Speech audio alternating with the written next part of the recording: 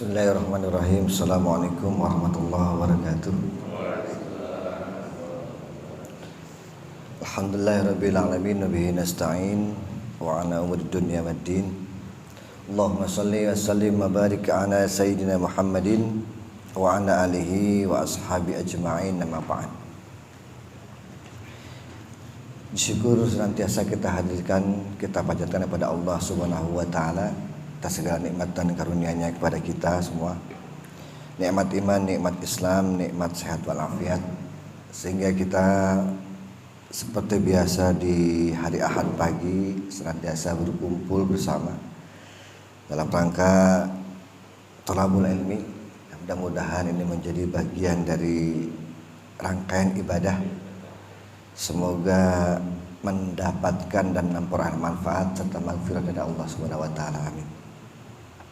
Salawat dan salam senantiasa tercurah dan teriring kepada junjungan kita Nabi Muhammad sallallahu alaihi wasallam. Nabi yang senantiasa meminta kepada Allah agar semua umatnya yadkhul jannah, masuk surga tak terkecuali.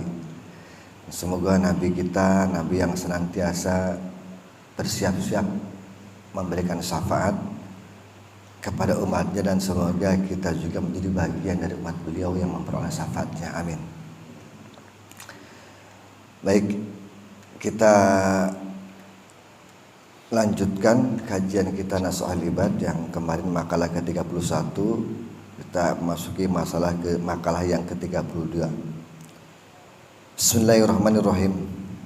Wal maqalatus saniyatu wassalasun. Makalah yang ke-32. An Sufyan Ats-Tsauri rahimahullahu annahu su'ila. Diriwayatkan dari Sufyan Ats-Tsauri, semoga Allah merahmati beliau, bahwa sesungguhnya pernah ada yang bertanya anil ansi, tentang kenyamanan billahi ta'ala.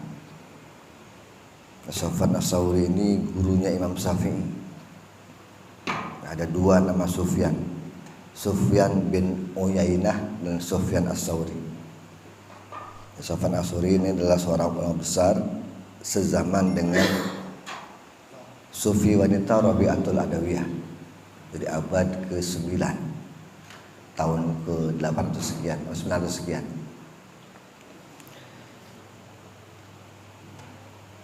Kata beliau ketika ditanya anil ansi billahi ta'ala, tentang bagaimana sih nyamannya bersama Allah.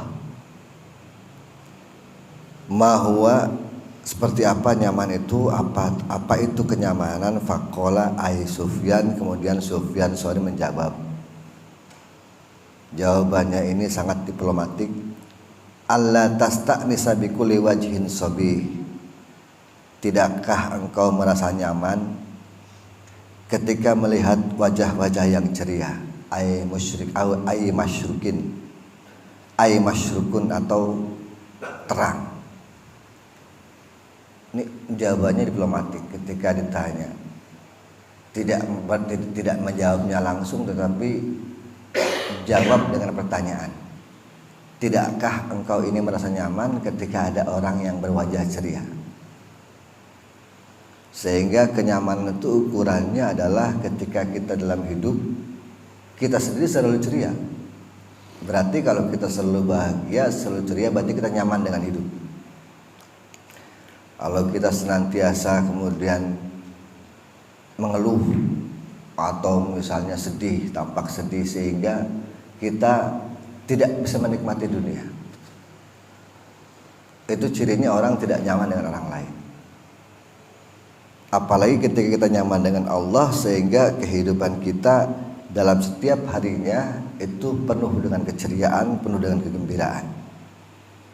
Sebab wajhun sobih atau wajah yang gembira, tolikul wajhi, itu senantiasa diberikan oleh para ulama. Jadi kalau kita melihat ulama-ulama yang hebat itu adalah ulama-ulama yang senantiasa ketika dipandang itu bagi kita ada kenyamanan. Sama seperti itu hidup.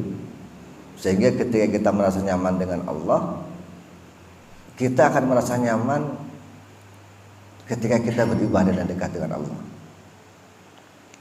Oleh kita sekarang kebanyakan kebalik, kita justru lebih nyaman dengan makhluk tetapi tidak nyaman dengan Khalik. Coba dilatih dan diubah.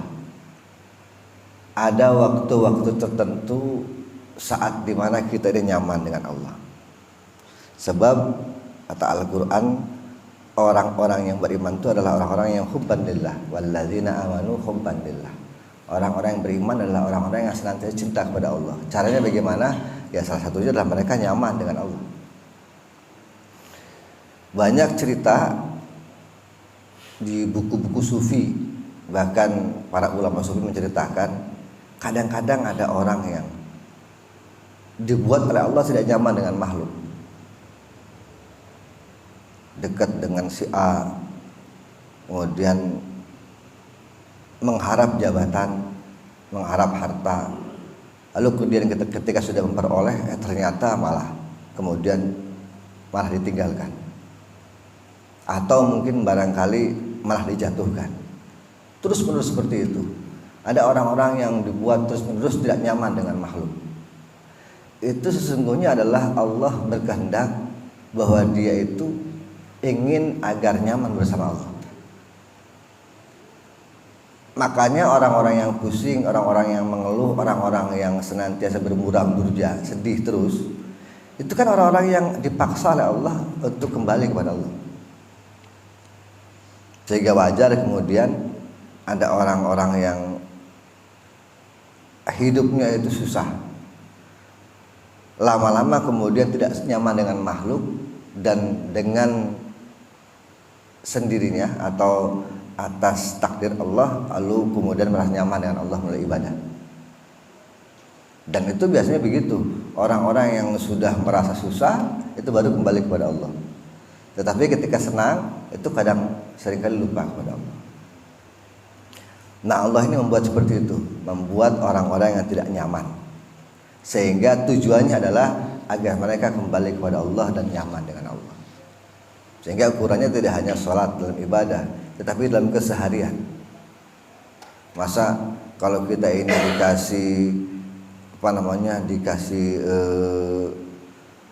dikasih uang misalnya, atau dikasih rumah misalnya seseorang, lalu kita berterima kasihnya luar biasa kepada orang itu, padahal itu hanya dikasih dalam jangka waktu tertentu. Mungkin uang itu bisa habis, mungkin kendaraan itu bisa rusak juga. Tapi ketika kita dikasih oleh Allah dunia dan seisinya ini, kita dikasih oksigen, kita dikasih tempat tinggal, kita dikasih hidup, dikasih nyawa, tetapi rasa terima kasih kita kepada Allah bahkan mungkin lebih sedikit dibanding rasa terima kasih kita kepada makhluk atau kepada manusia. Nah, ini kadang-kadang yang terbalik. Padahal sesungguhnya betapa nikmat Allah itu luar biasa. Sehingga bahasa dalam hadis itu halawatul iman itu penting. Kita harus punya rasa iman. Bahkan halawat itu manisnya iman. Orang yang sudah mencapai derajat manisnya iman, nah ini adalah orang-orang yang nyaman dengan Allah. Nah, saya nggak tahu di antara kita ini bagaimana cara nyamannya dengan Allah. Karena itu harus dilatih. Para ulama sufi seperti itu, bagaimana melatih mereka itu merasa nyaman, diri sendiri merasa nyaman dengan Allah. Karena itu adalah makom yang sulit. Ketika tidak hanya dalam keadaan ibadah, atau mungkin ya pelan-pelan lah kita coba latih dengan cara ibadah. Misalnya gini gampangnya, ketika kita ini tahajud misalnya, pernahkah kita merasakan betapa nikmat tahajud itu sebagai suatu ibadah yang seolah-olah kita dekat dengan Allah? Nah, kalau sudah merasakan itu, berarti kita minimal sudah merasakan nyaman pada Allah. Tahajud bukan berarti karena kita ada ingin sesuatu, ingin memperoleh sesuatu, lalu kita doa dengan tahajud itu kan. Tetapi bahwa kita menyadari kita ingin buru-buru seolah-olah ingin ketemu dengan Allah. Tidak hanya dengan sholat sudah pasti. Orang kalau sudah nyaman dengan sholat, merasa nikmat dengan sholat, dan dia sadar bahwa sholat itu adalah kita berdialog dengan Allah, itu berarti kita merasa rindu. Sehingga hidup manusia itu pada dasarnya adalah menunggu dari waktu sholat ke sholat yang lainnya. Bangun subuh menunggu waktu zuhur, dari zuhur menunggu waktu asar, dari asar dan seterusnya. Sehingga hidup itu nyaman. Nyamannya adalah senantiasa menunggu dari sholat ke sholat. Sehingga hal-hal yang di luar itu tidak penting. Tidak penting, biasa saja. Kita kerja, ya tujuannya tetap kita menunggu dari pagi menuju sholat duhur. Dari duhur kemudian setelah istirahat kita pun bekerja lagi, tetapi dalam prinsipnya kita senantiasa menunggu sholat asar dan seterusnya. Sehingga hidupnya lebih bernilai, karena hidup itu menunggu dari waktu sholat ke sholat yang lain. Wala bisautin thayyibin. Lalu yang kedua, tidakkah engkau merasakan nikmat akan suara yang indah? Ay ladzir fis sima' wasyari fil qalb. Yang namanya suara yang indah itu termasuk di dalamnya kenikmatan ketika mendengarkan, wasyarihun fil qalbi, dan rasa hati yang tenang. Orang ketika mendengarkan musik atau mendengar suatu suara yang kira-kira suara itu menyenangkan, itu pasti efeknya dua. Di telinga juga nyaman didengar, dan di hati juga merasa tentram. Ada efek-efek seperti itu yang dapat diperoleh dari irama atau musik atau suara-suara tertentu lah. Misalnya suara Al-Quran yang dilakukan oleh orang tertentu yang suaranya merdu, itu pasti ada kenyamanan. Ada orang-orang tertentu yang ketika mungkin sedang susah, sedang gundah, sedang galau misalnya, tetapi dengan membunyikan kajian atau membunyikan lantunan ayat Al-Quran, mereka merasa tenang. Sehingga dengan demikian, ketika ada perintah Allah, ketika ada apa-apa yang diperintah Allah, termasuk misalnya membaca Al-Quran, itu kemudian dia merasa rindu, dan itu terus-menerus rindunya.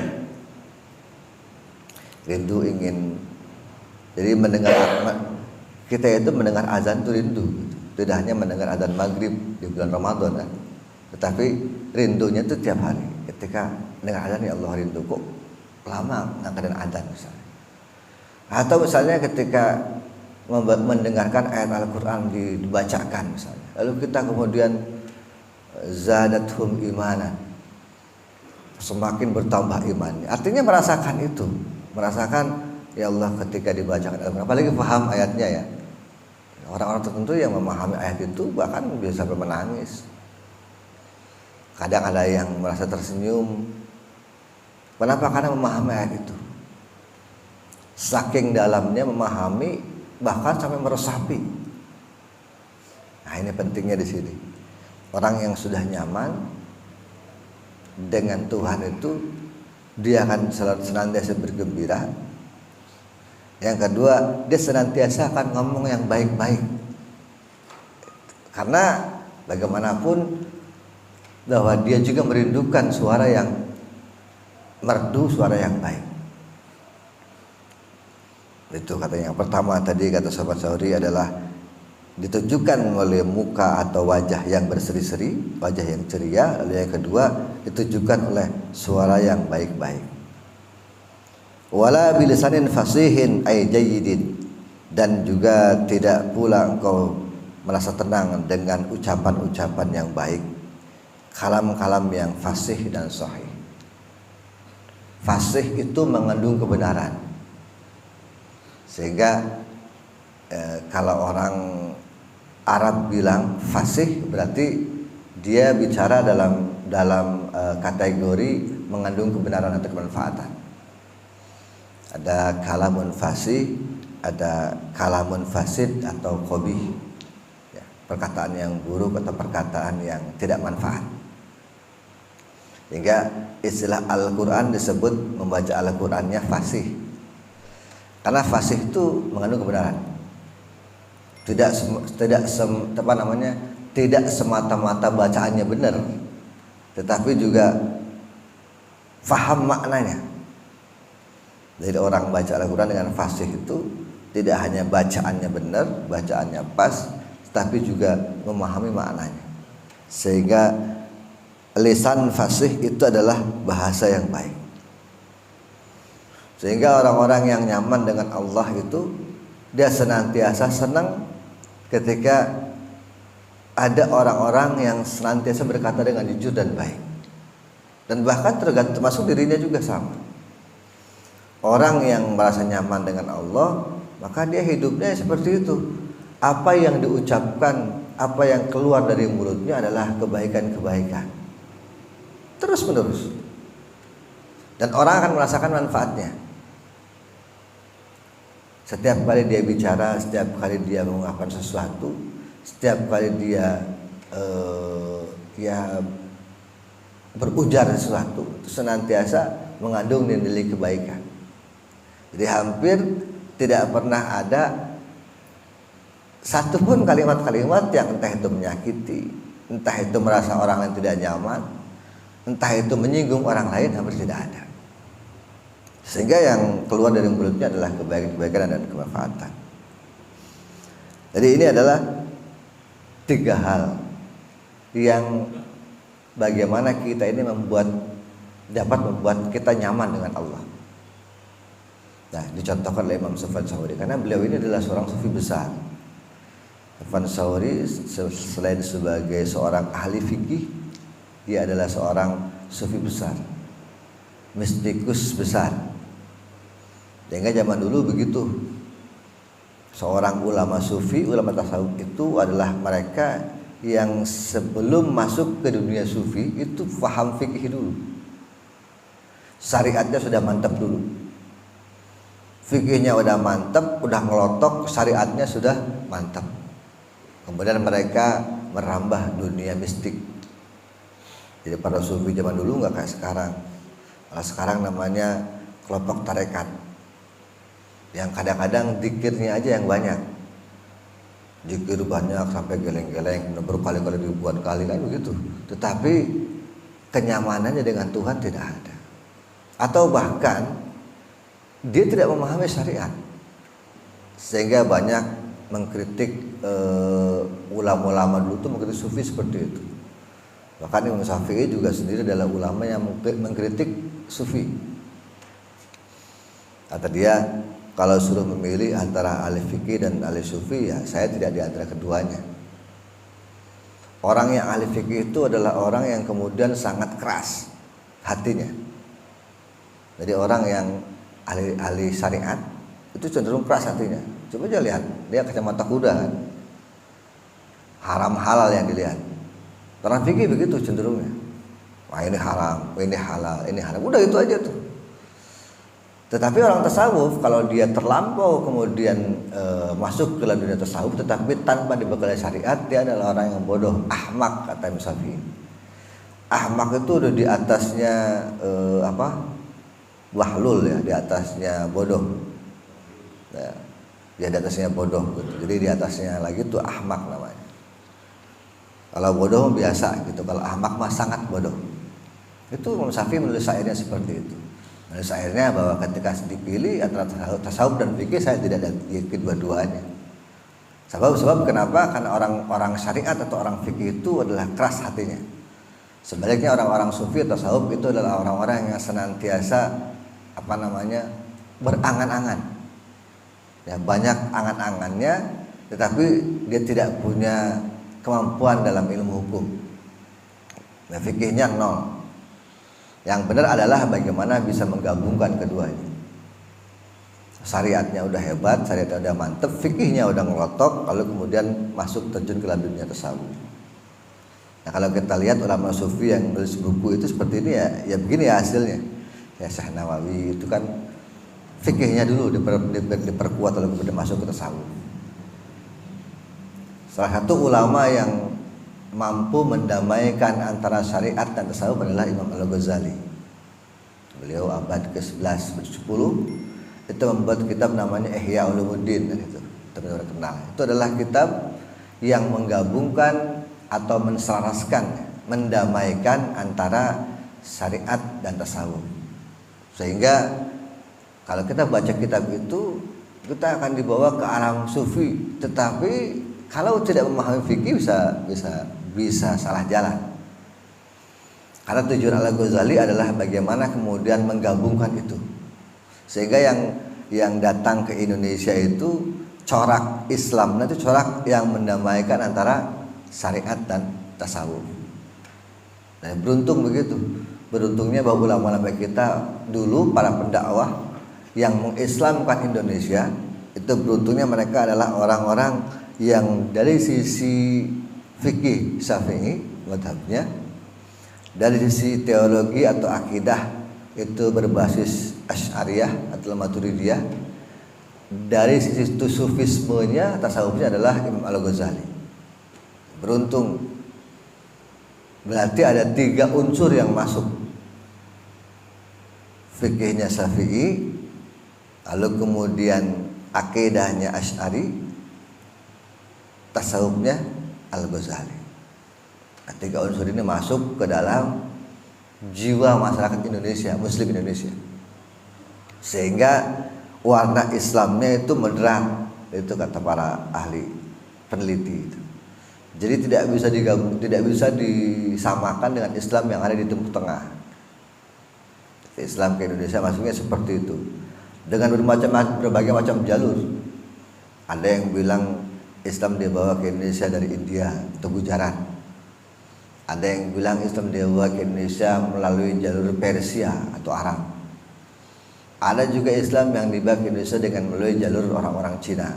Itu banyak sekali itu pendapat para ahli itu. Tetapi kalau kita melihat kepada kedekatan mazhab Syafi'inya, lalu kemudian Islam lebih bercorak Asy'ariyah, itu ya Islam dibawa sampai ke Indonesia melalui jalur Afrika Utara dan jalur Coromandel India. Karena itu yang paling dekat. Sehingga warna dan corak Indonesia itu lebih spesifik Islamnya. Karena para sufi itu ketika membawa ajarannya itu akan menyesuaikan dengan kondisi masyarakat.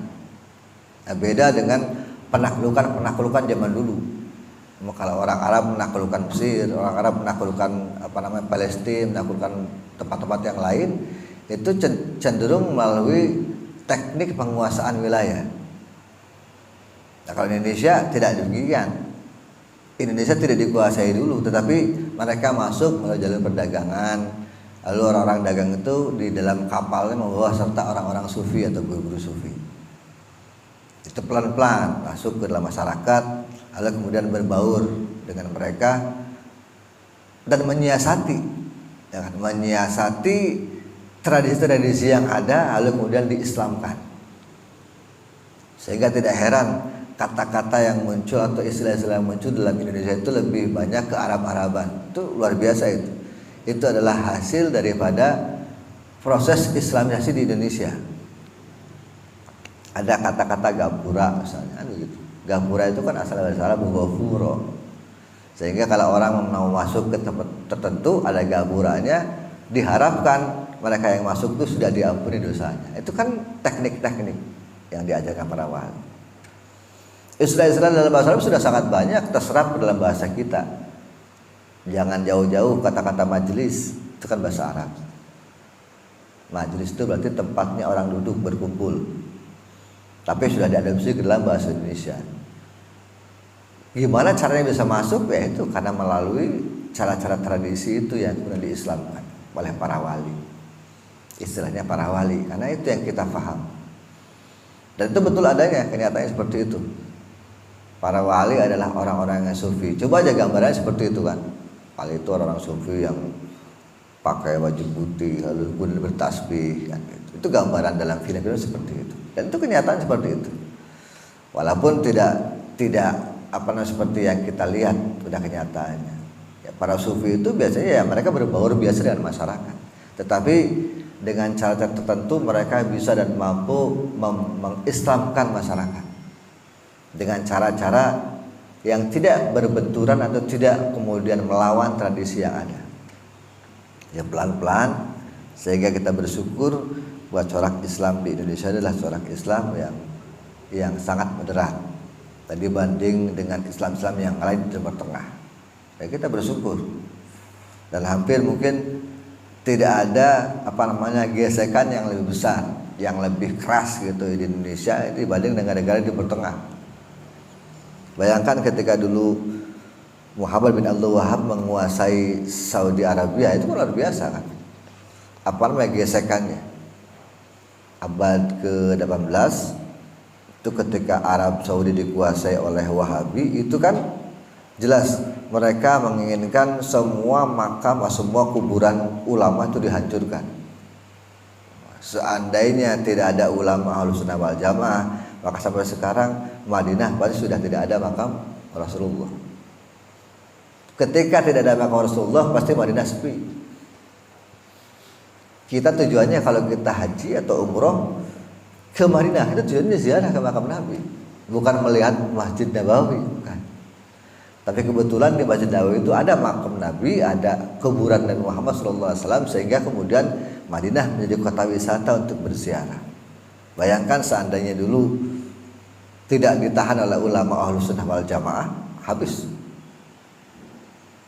Makam Nabi Muhammad, makam sahabat habis. Maka yang terjadi adalah Madinah pasti akan sepi. Tidak akan ada orang yang berkunjung ke sana.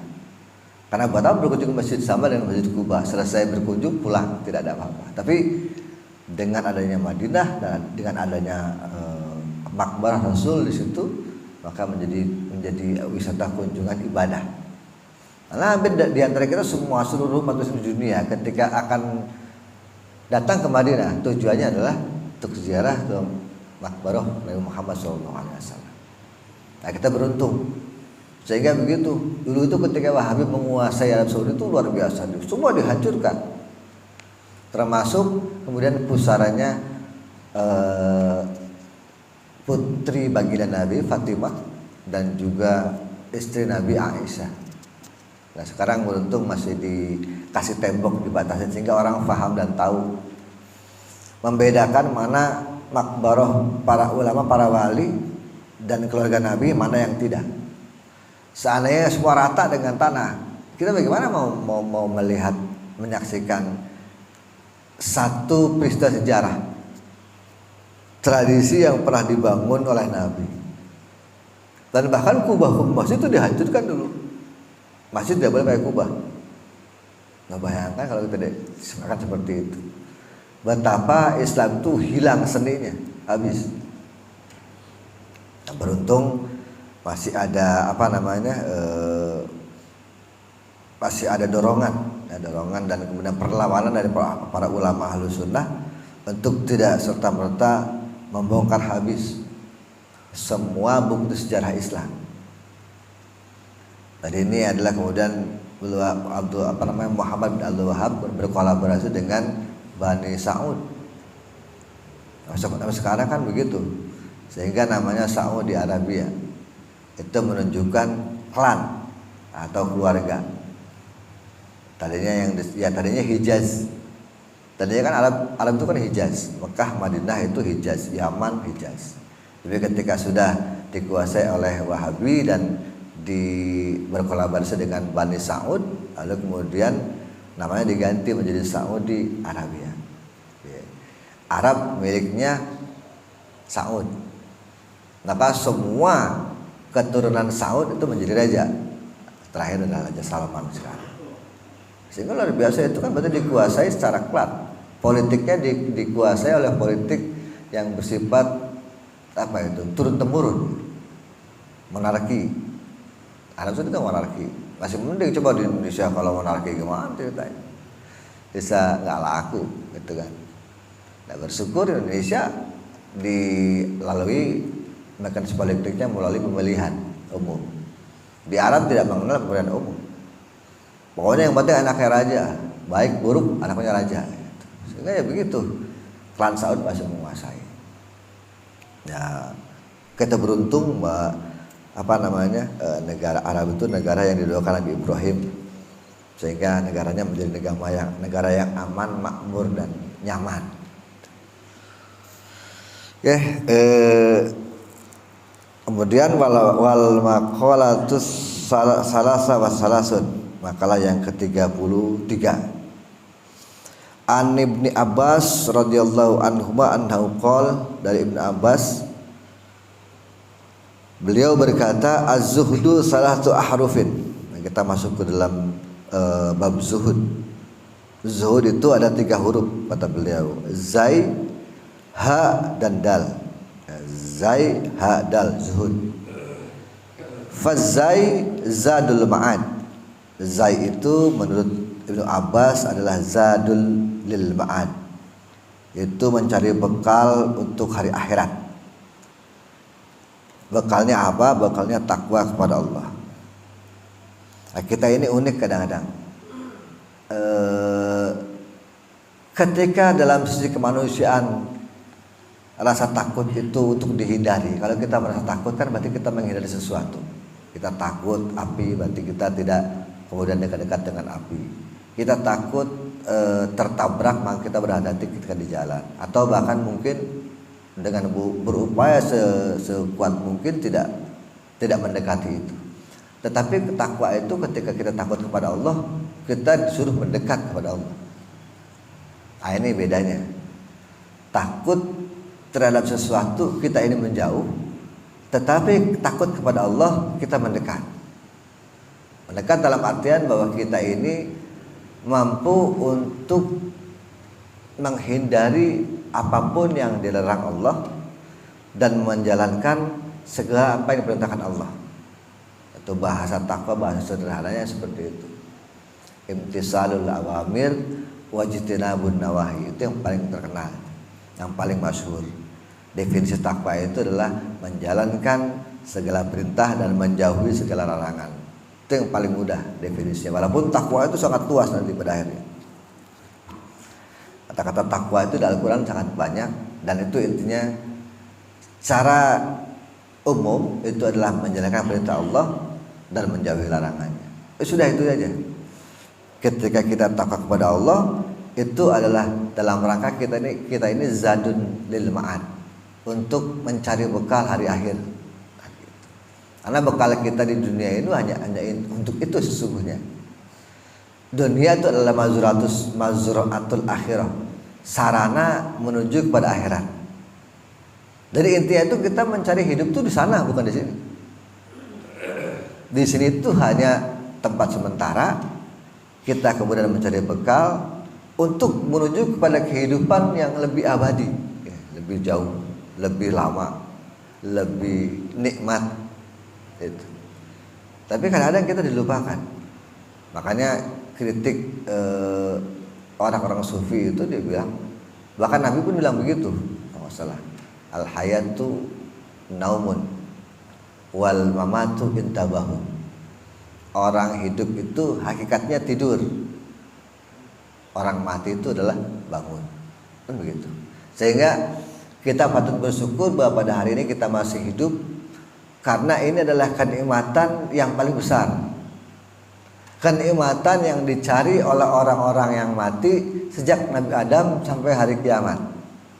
Kenapa? Karena mereka berupaya berdoa kepada Allah ingin hidup lagi. Nah, kalau sudah mati, orang baru tahu dan sadar ternyata hidup itu berarti, kan begitu. Tetapi orang yang hidup justru tidak ingat mati. Kenapa? Karena dia merasa hidupnya akan lama, kan begitu. Ketika merasa hidupnya lama, dia tidak akan mati. Sehingga yang dilakukan di dunia itu tak lebih dari sebatas untuk mencari hal-hal yang bersifat materi atau duniawi. Mereka lupa bahwa sesungguhnya hidup yang abadi itu nanti, tidak sekarang.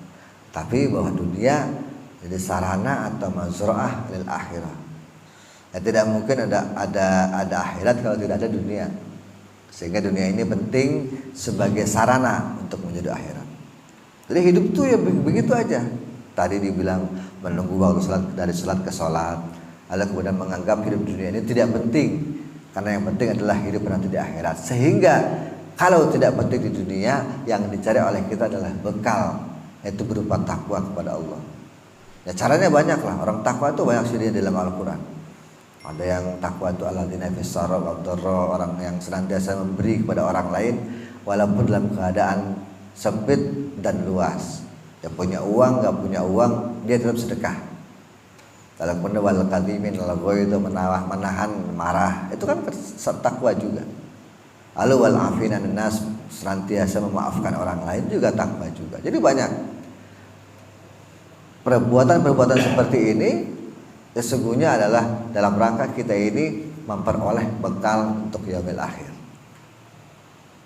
Ya, yang pertama tadi az-zuhdu, zainnya itu adalah zad lil ma'ad.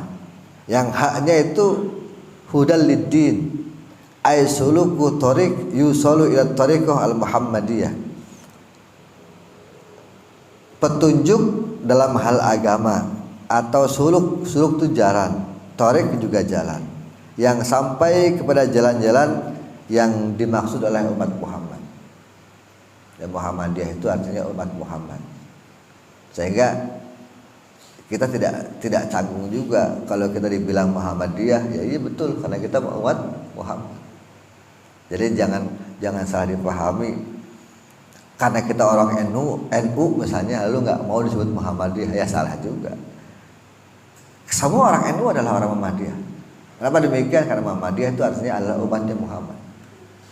Semua umat Muhammad pasti mereka sangat hormat kepada ulama. Sehingga ya begitu kenyataannya. Karena menyadari bahwa ulama itu adalah warasatul anbiya, ulama itu adalah pewaris para nabi, maka sehingga kita ini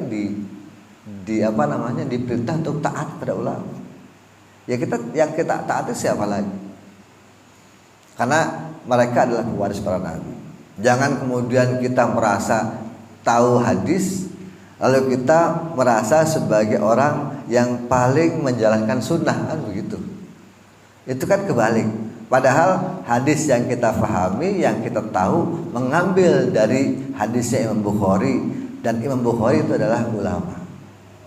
Ya, kalau kita bilang tidak percaya kepada ulama itu kan sangat naif. Kenapa demikian? Karena Imam Bukhari yang kita tahu adalah ulama. Tahu dari mana kita ada hadis sallu kama ra'aitumuni usolli. Salatlah kata Nabi sebagaimana kamu melihat saya salat. Kita melihat Nabi salat apa enggak? Enggak melihat Nabi salat. Yang melihat Nabi salat adalah para sahabat. Lalu dari mana kita memperoleh itu? Dari hadis. Hadis itu ditulis oleh siapa? Oleh Imam Bukhari. Imam Bukhari itu siapa? Imam Bukhari adalah ulama hadis. Sehingga kalau kita bilang tidak percaya kepada ulama, itu bohong, nggak mungkin. Karena yang kita tahu pada saat ini dari buku-buku, dari kitab-kitab, itu adalah mereka adalah para ulama. Sehingga kalau kita menulis sanadnya itu luar biasa. Itu Imam Bukhari itu punya sanad lagi, nanti Muslim punya sanad lagi, nanti Imam Tirmidzi punya sanad lagi. Terus sanadnya nyambung sampai kepada ulama-ulama yang ada di Nusantara. Salah satu sanad Ali, ulama Nusantara pada abad ke-17 itu adalah abad 17 itu adalah Abdul Somad Al-Palembang, Sanad Ali di Nusantara. Jadi ada 3 ulama Nusantara yang sanad tertingginya itu dari abad ke abad. Abad ke-17 dipegang oleh Abdul Somad Al-Palembang, abad ke-19 dipegang oleh Syekh Nawawi Al-Bantani, abad ke-20 dipegang oleh Syekh Yasin Al-Fadani. Nah, 3 ulama Indonesia yang pada posisi sanad Ali. Sanad Ali itu adalah sanad yang ketika dirunut itu mereka dari saya belajar hadis. Nah, Imam Bukhari belajar terus sampai kepada sahabat. Dari Imam Bukhari kemudian turun lagi ke bawah murid-muridnya sampai kemudian jadi ada 3 ulama Indonesia yang masing-masing abad itu memiliki garis sanad langsung kepada ahli hadis. Nah, kita harus bangga dengan 3 ulama ini yang setiap abad itu menjadi patokan. Jadi kalau ada ulama-ulama abad 18, 19, atau 20 yang menulis kitab hadis, itu senantiasa ada nama itu disebutkan. Entah itu Abdul Somad Al-Panabangi, entah itu Syekh Nawawi Al-Bantani, entah itu Yasin Al-Fadani. Itu disebut. Kalau mereka adalah belajar hadisnya talaki. Talaki itu dari guru ke guru terus menerus. Tidak simai, tidak mendengar. Mereka itu ulama-ulama seperti Abdul Somad, Sanawi dan Yasin Al-Fadani itu mereka adalah ulama-ulama yang memperoleh hadisnya lewat talaki. Jadi guru datang belajar lalu kemudian mendengarkan dihafal. Nah gurunya dapat dari gurunya lagi terus sampai kepada Rasulullah SAW. Nah sehingga penting sanad itu penting karena dengan sanad itu kita akan tahu dari mana kita memperoleh agama. Sebab agama itu sanad. Gak mungkin kita ini kemudian belajar sholat dari mana tahunya? Dari sanad. Kenapa? Karena Nabi mengajarkan sholat kepada sahabat, sahabat kepada sahabat, tabiin, tabiin kepada tabiin, terus sampai kepada kita sekarang. Itu kan artinya runut. Tidak boleh ada, hampir tidak ada sholat yang berbeda dengan kita. Semua sama. Ada ruku, ada takbir, ada sujud, sama semua. Itu adalah riwayat yang berasal dari sanad. Nggak mungkin kalau tidak bersanad. Agama itu adalah sanad. Kita tahu puasa begini itu dari Nabi. Caranya bagaimana? Caranya dari hadis-hadis yang sampai kepada kita. Itu kan bersanad artinya. Jadi tidak boleh kalau agama tidak bersanad. Sehingga kalau kita tahu ada agama, ada penyimpangan dalam agama, berarti itu keluar dari sanad itu. Pasti tidak akan laku. Masa iya ada nabi namanya Musodek kan gitu kan, itu kan tidak bersanad gitu. Masa iya ada nabi namanya Lia Eden, itu kan tidak bersanad. Dari mana sanadnya mereka itu? Kok tiba-tiba mengaku jadi nabi? Oh sanadnya misalnya dari Gunung Gede gitu kan, nggak etis gitu, nggak masuk akal. Karena Islam itu asalnya dari Mekah, dari Nabi kepada sahabat terus turun sampai kepada kita. Sehingga Islam itu adalah agama yang mutawatir, yang nyambung dari satu sumber aslinya sampai sekarang. Maka dengan demikian hadis pun demikian. Kan orang menyebut hadis itu sahih karena yang meriwayatkannya banyak, kan begitu. Ya walaupun 2-3 asal orangnya jujur dan adil pasti dianggap sebagai sebuah hadis. Sehingga tidak ada hadis lalu kemudian muncul satu orang doang yang meriwayatkan, nggak ada. Dan itu sangat tidak mungkin. Hadis pasti an anu terus sampai nyambung sampai kepada kita. Lalu kita paham, oh ternyata Nabi itu ketika tahajud tuh sekian rakaat. Kan begitu. Taunya dari mana? Dari hadis, dari sanad. Al-Quran pun demikian.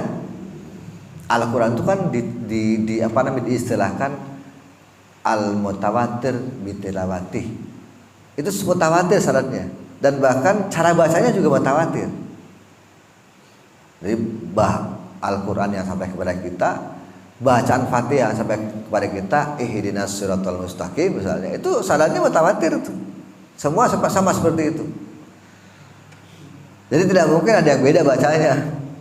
Tidak hanya dari sisi teks yang sampai kepada kita, tapi dari sisi bacaan. Maka Al-Quran mutawatir. Sehingga agama itu adalah sanad. Jadi jangan jangan kemudian kita menganggap bahwa ulama yang tidak bersanad itu penting. Bagi saya tidak penting. Karena tidak mungkin dia menjadi seorang ulama kalau tidak punya sandaran ke atas, tidak punya sanad. Sehingga orang-orang dulu tuh begitu, sampai sekarang pun demikian.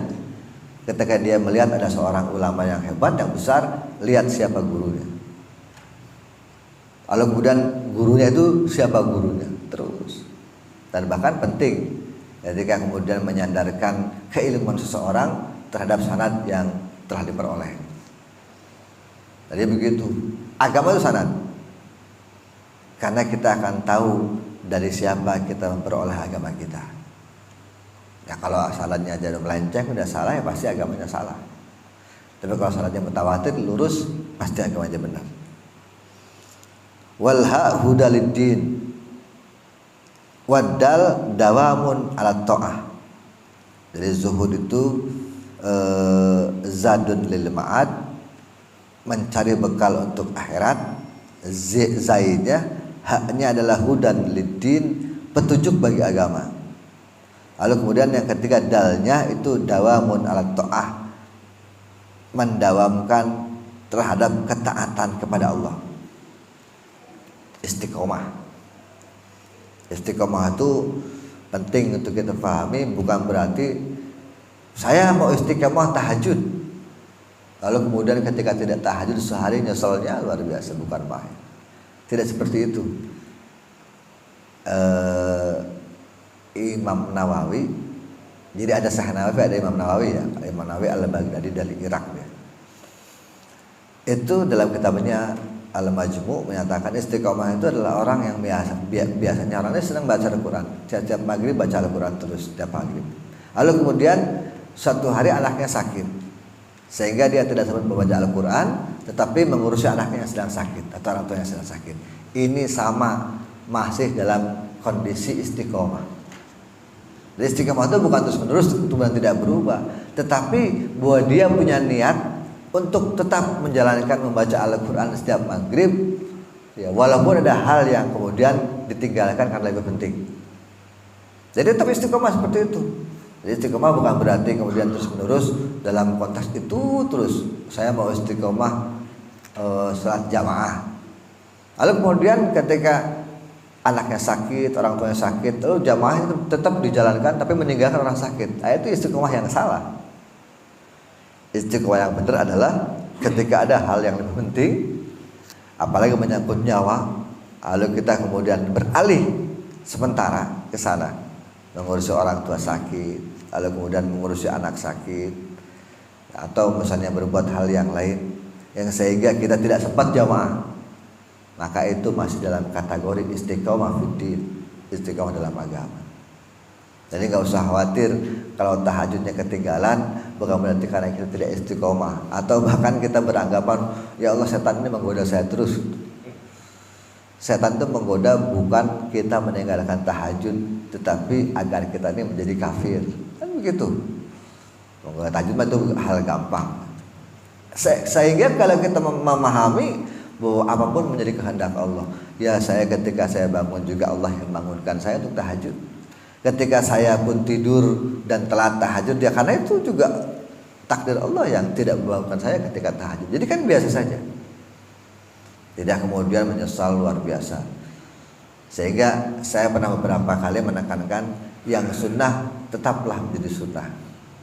Tahajud adalah sunnah. Dan sunnah itu kriterianya adalah ditinggalkan tidak apa-apa. Itu ahli fikih dari dulu syariat seperti itu bilang. Jangan diubah. Kalau sunnah itu adalah ditinggalkan tidak apa-apa, ya sudah, itu adalah menjadi produk syariatnya. Silakan jika memang mau seperti itu, jalankan yang sunnah, istiqomahin yang sunnah. Itu berarti tidak tidak mengurangi nilai esensi sunnahnya ketika tidak dijalankan, misalnya karena kita dalam keadaan uzur. Kecuali yang wajib tidak boleh ditinggalkan kecuali uzur syar'i. Tetapi istiqomahnya jelas. Ya, apalagi kita sekarang sudah menjadi terbiasa dengan sholat 5 waktu, itu kan sudah istiqomah. Ya walaupun ketika kerja sholatnya agak geser dikit, ya memang tidak masalah itu kan. Tetapi bahwa kita masih tetap dalam rangka menjalankan sholat dengan tujuan untuk ibadah kepada Allah SWT. Semata-mata begitu. Hidup manusia yang betul itu adalah radhiyallahu anhu wa radu'an.